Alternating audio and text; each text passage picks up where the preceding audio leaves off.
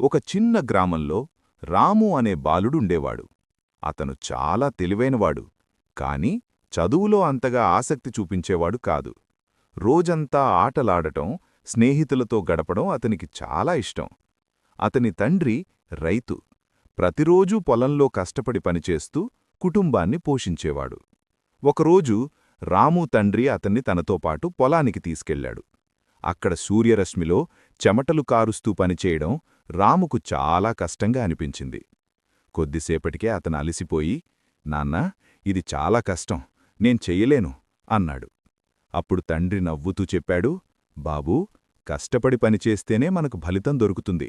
నేను ప్రతిరోజూ ఇలా కష్టపడకపోతే మనకు అన్నమెలా వస్తుంది అని అడిగాడు.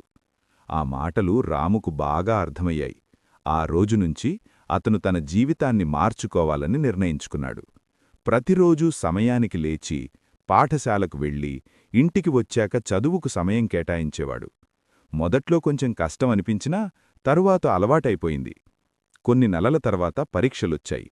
రాము కష్టపడి చదివినందుకు మంచి మార్కులు సాధించాడు. గురువులు, తల్లిదండ్రులు అతన్ని అభినందించారు.